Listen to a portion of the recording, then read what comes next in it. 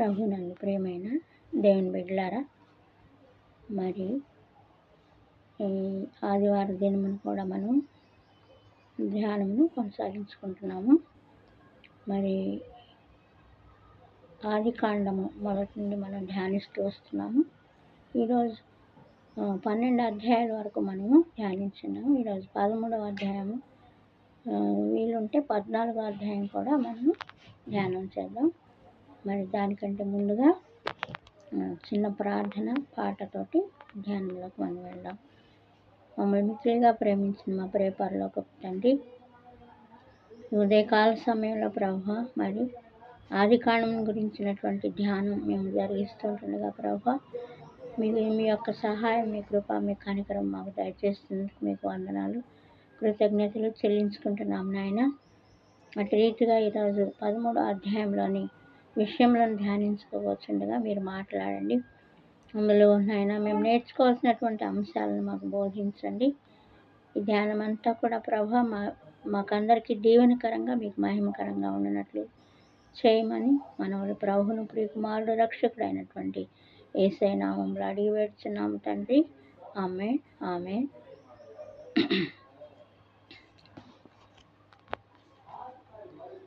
పాట పాడుకుందాం. సర్వశక్తుని స్తోత్రగానము సల్పరే జగమెల్లను, నిర్వహించును దాసభారము, నిర్వహించును దాసభారము, నిత్యమెదరాజిల్లను.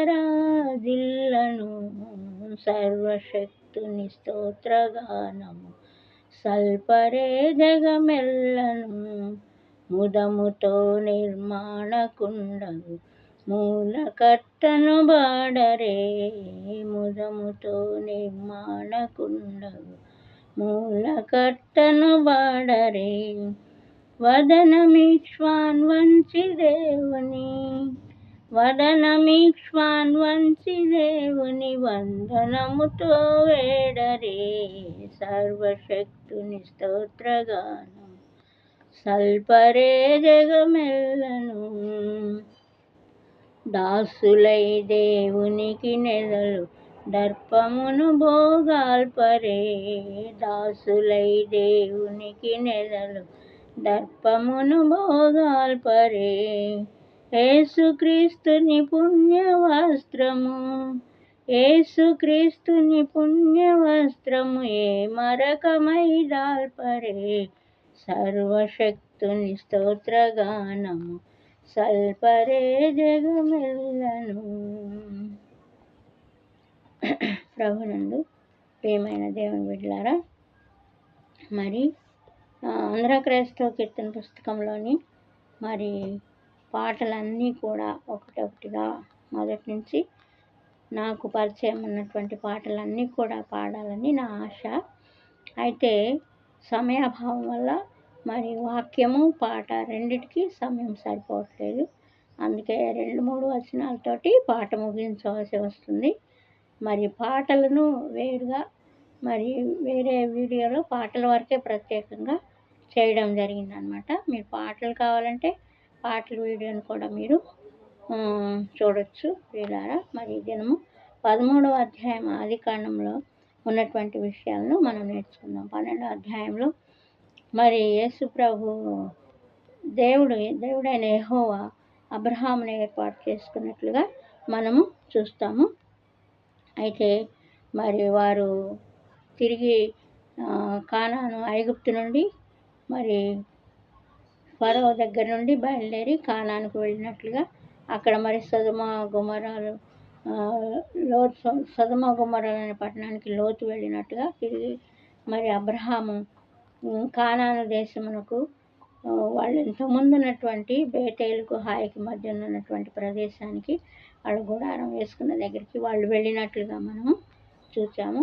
13వ అధ్యాయంలో లోతు మరి సొదొమ గొమొర్రా పట్టణానికి వెళ్ళిన తర్వాత తిరిగి వారిని సొదొమ గొమొర్రా ఎంచుకొని సొదొమ గొమొర్రాలో నివసిస్తున్నప్పుడు సొదొమ గొమొర్రాల పరిస్థితి ఎలాగుంది అని అంటే, మరి షీనారు రాజు అమ్రాపేలు, ఎల్లాసారు రాజైన అర్యోకు, మరి ఏలాము రాజైన కదర్లామాయి, మరి గోయీయుల రాజైన తీదాలు అనేటువంటి వాళ్ళు ఒక పక్షంగా, మరి తర్వాత సొదొమ రాజైన బేరా, గొమొర్రా రాజైన బిర్షా, అద్మా రాజైన షీనాబు, సెబోయిల రాజైనటువంటి షెమెబేరు, బేలా రాజైనటువంటి సోయరు.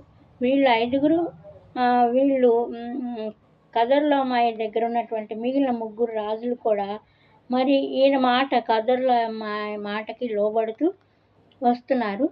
ఆయన చెప్పినట్టు వింటున్నారు. మరి ఇంతకాలము మేము ఆయన మాట వింటూ వచ్చాము, ఇక వినబోము అని చెప్పేసి ఈ 5 రాజులు కలిసి మరి కదొర్లామయ వైపు ఉన్నటువంటి అమ్రాపేలు మీద, ఆర్యోకు మీద, కదొర్లామయ మీద, తర్వాత తీదాల మీద తిరుగుబాటు చేసినప్పుడు ఈ 5 రాజులు అయినప్పటికీ కూడా బేరా, బిర్షా, మరి షీనాబు, షెమెబేరు, సోయర్ అనేటువంటి వాళ్ళు యుద్ధం చేసినప్పటికీ కూడా వాళ్ళు గెలవలేకపోయారు. మరి సొదొమలోనే మరి లోతు నివసిస్తున్నప్పుడు ఈ కదొర్లామయ మిగిలిన రాజులు మరి లోతును మరి బందీగా పట్టుకొని అతని ఆస్తిని, అతని స్త్రీలను, లోతు కుటుంబాన్ని బందీగా పట్టుకొని వెళ్ళటం జరిగింది. మరి 5 రాజులు కూడా మరి ఎవరికి తోచిన దిక్కు వాళ్ళు పారిపోవటం జరిగిందనమాట. వీరికి ఉప్పు సముద్రం అయినటువంటి సిద్దీము లోయలో యుద్ధం జరిగింది. ఆ సిద్దీము లోయ అంతా కూడా మరి గుంటలు, పాదం పెడితే దాంట్లో మరి పాదం కూరుకుపోవటం అలా జరిగిందనమాట. అందువల్ల వీళ్ళు గెలవలేకపోయారు. మరి వాళ్ళతోటి వీళ్ళందరూ కూడా వాళ్ళకి ఎదురుగా ఉన్నటువంటి లోయల్లోకి, పర్వతాల్లోకి పారిపోవటం జరిగిందనమాట. మరి 12 సంవత్సరాలు వీళ్ళు ఈ కదొర్లామయ రాజు కింద ఉన్నటువంటి వాళ్ళు మరి 13వ సంవత్సరం ఆయన మీద తిరుగుబాటు చేయటం జరిగిందనమాట. అయితే లోతు కుటుంబాన్ని చెరగా పట్టుకుపోయినట్లుగా మనము చూస్తున్నాం. ఈ సంగతి మరి లోతును చెరగా పట్టుకుపోయినటువంటి సంగతిని మరి అబ్రహాము సొదొమ నుంచి ఒక మనుష్యుడు తప్పించుకొని వచ్చి అబ్రహాముకి చెప్పడం జరిగింది. మరి లోతును, అతని కుటుంబాన్ని, వారింటను ఉన్నటువంటి స్త్రీలందరినీ కూడా మరి ఈ కదొర్లామయ మిగిలినటువంటి రాజులు బందీలుగా పట్టుకొని వెళ్ళారు అని చెప్పడం జరిగినప్పుడు అబ్రహాము తన ఇంటను ఉన్నటువంటి మరి 315 మంది, తన ఇంట పెరిగినటువంటి 315 మందిని తీసుకొని మరి వాళ్ళ మీదకి యుద్ధానికి వెళ్తాడు. కదొర్లామయ, అమ్రాపేలు, ఆర్యాకు, కదొర్లామయ, తిదాలు అనే వారి మీదకి దమస్కుకు ఎడమ తట్టునున్న హాబు మట్టుకు తరుముకుంటూ వెళ్ళి కదొర్లామయను అతనితో కూడా ఉన్నటువంటి మిగిలిన 3 రాజులను కూడా హతము చేయటం జరుగుతుంది. అబ్రహాము తన యొక్క ఇంటనున్నటువంటి మరి సైనికులు కాదు, ఆయన దగ్గర ఉన్నటువంటి ఆయన పెరిగినటువంటి వాళ్ళు, యువకులైనటువంటి వాళ్ళని మరి 315 మందిని వెంటబెట్టుకొని ఆ కదొర్లామయ మిగిలిన 3 రాజుల మీదకి యుద్ధానికి వెళ్ళి వాళ్ళని దమస్కు వరకు తరుముకుంటూ వెళ్ళి అక్కడ మరి వాళ్ళందరినీ కూడా హతము చేసి తిరిగి తన తమ్ముడైనటువంటి లోతును, ఎవరైతే మరి చెరపట్టబడ్డారో లోతు యొక్క ఆస్తి, పిల్లలు అందరినీ కూడా తీసుకొని వచ్చి తిరిగి సొదొమ రాజుకు, షాలేము రాజైన మెల్కీసెదెకుకు వీళ్ళందరికీ అప్పగించటం జరిగిందనమాట. అప్పుడు మెల్కీసెదెకు రాజైనటువంటి షాలేము రాజైనటువంటి మెల్కీసెదెకు మరి అబ్రహాముకు ఎదురేగి ఆయనకి మరి మధ్యలోనే ఆహారము, ద్రాక్షారసము అందించటం జరిగింది. అప్పుడు సొదొమ రాజు అంటాడు, ఈయన 10వ భాగం ఇవ్వటం జరిగింది.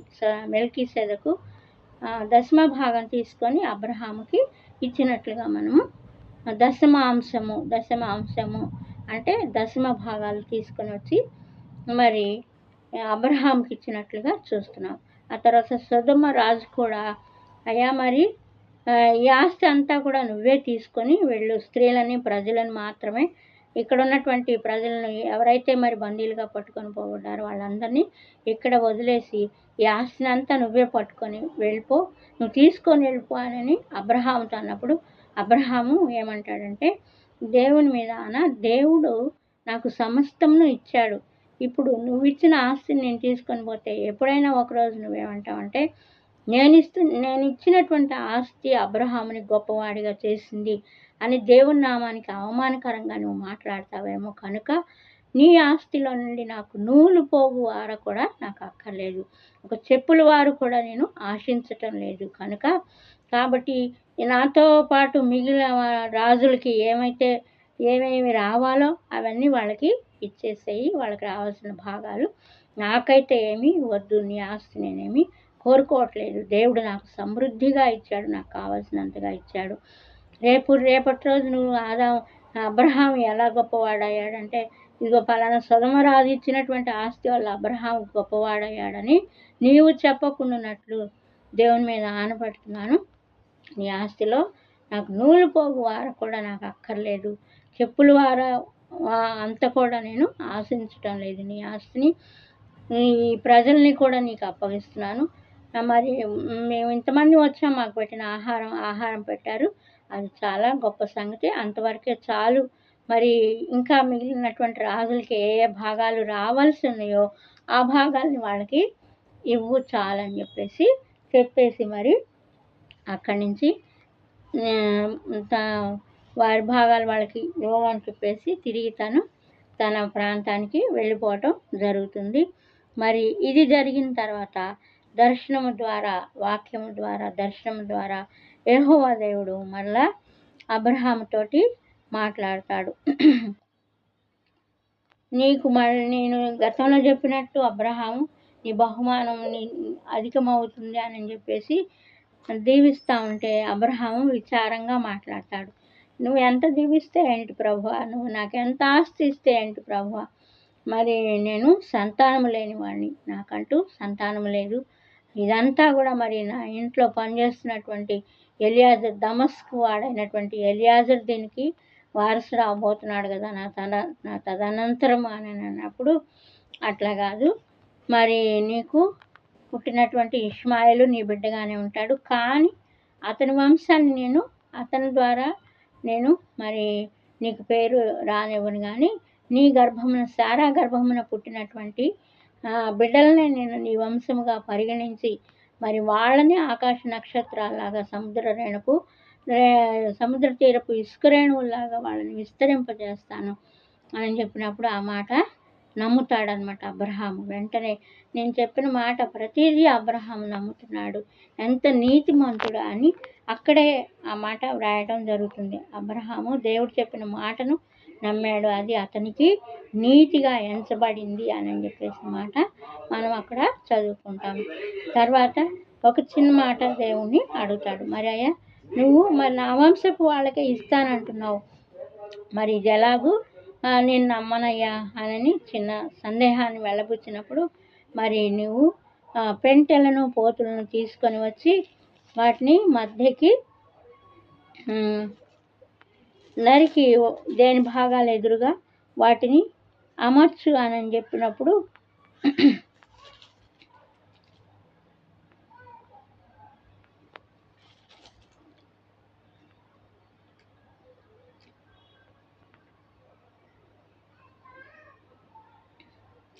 ఇదిగో మూడేండ్ల పెయ్యను, 3 ఏండ్ల మేకను, 3 ఏండ్ల పొట్టేలను, ఒక తెల్ల గువ్వను, ఒక పావురొప్పిలను నా యొద్దకు తెమ్మని అతనితో చెప్పాను. అబ్రహాము మరి నేను నా వంశపు వారికి నువ్వు ఇస్తానంటున్నావు కనుక ఆ మాట నేను ఎలాగో నమ్మను అని చెప్పేసి దేవుణ్ణి అడిగినప్పుడు, ఆయనకి నువ్వు ఈ పనులు చేయి, దీని ద్వారా నీకు నమ్మకం కలుగుతుంది అని చెప్పేసి మరి 3 సంవత్సరాలు ఉన్నటువంటి పెయ్యను, 3 ఏండ్ల మేకను, 3 ఏండ్ల పొట్టేలను, ఒక తెల్ల గువ్వను, ఒక తెల్ల పావురొప్పిలను నా యొద్దకుని తీసుకొని రమ్మని చెప్తాడు. అవి తీసుకొని వచ్చిన తర్వాత 15వ అధ్యాయము మరి 9వ వచనం, 8, 9వ వచనాల్లో ఈ మాటలు మనం చూస్తామన్నమాట. వాటిని తీసుకొని వచ్చినప్పుడు వాటిని మధ్యగా ఖండించి దేని భాగానికి, దేని తలకి ఎదురుగా దాని భాగాన్ని పెట్టేసి ఎడంగా పెట్టేసేయని చెప్పేసి చెప్తాడనమాట. చెప్పినప్పుడు అబ్రహాము దేవుడు ఏమైతే చెప్పాడో అట్లాగే వాటిని ఖండించి ఆ మూడింటిని ఖండిస్తాడు. పక్షుల్ని మాత్రం ఖండించడు. తెల్ల గువ్వని, పావురాన్ని మాత్రం ఖండించడు. ఆ మూడింటిని పెయ్యను, మేకను, మరి ఇంకొకటి పొట్టేలును. ఆ మూడింటిని ఖండించి వాటి తలల ఎదురుగా వాటి మొండాల్ని పెట్టి మరి దూరంగా పెట్టినప్పుడు చీకటి పడుతుంది. చీకటి పడినప్పుడు మరి ఆయనకి కటిక చీకటి కమ్మగా నీ సంతతి వారు అప్పుడు ప్రొద్దుగుంకపోయినప్పుడు అబ్రహామునకు గాఢ నిద్ర పట్టింది. ఈయన దర్శనంలో చూస్తున్నాడు. కటిక చీకటి కమ్మగా ఆయన నీ సంతతి వారు తమది కాని దేశము పరదేశమందు నివసించి ఆ దేశపు వారికి బానిసలుగా ఉందరు. వారు 400 ఏండ్లు వీరిని శ్రమ పెట్టుదురు. వీరు ఎవరికి బానిసలవుదురో ఆ జనమునకు నేనే తీర్పు తీర్చుదును. ఆ తరువాత వారు మిక్కిలి ఆశతో బయలుదేరి వచ్చెదరు. నీవు క్షేమముగా నీ పితరుల యొద్దకు చేర్చబడదు. మరి అలా పెట్టినప్పుడు ఏం జరుగుతుందంటే దాని మధ్యలో నుంచి ఎదురెదురుగా ఖండాలను ఉంచాను. పక్షుల గద్దలు ఆ కళేబరం వాలినప్పుడు వాటిని తిననివ్వకుండా ఆయన తోలేసేసాడు. ఈ లోపల చీకటి పడినప్పుడు అబ్రహాంకి మరి గాఢ నిద్ర పట్టిందనమాట.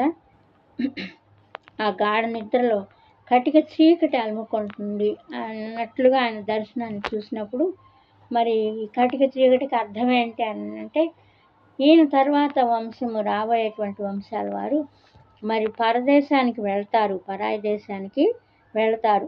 తమది కాని పరదేశమందు నివసించి మరి రాబోయే పాఠాల్లో వాళ్ళు పరదేశానికి ఎందుకు వెళ్ళబోతున్నారో అక్కడ ఎంతకాలం ఉంటారో మరి మీకు అందరికీ తెలుసు. అయినా కానీ యాకోబు వంశపు వారు కానాన్ దేశంలో నివసిస్తున్నప్పుడు మరి వారి టైంలో కూడా మళ్ళీ తిరిగి కరువు రావటం, వాళ్ళు తిరిగి ధాన్యం కొరకు ఆహారం కొరకు ఐగుప్తు దేశానికి వెళ్ళడం, ఇవన్నీ దేవుడు ముందుగానే అబ్రహాంకి బయలుపరుస్తున్నాడు అనమాట.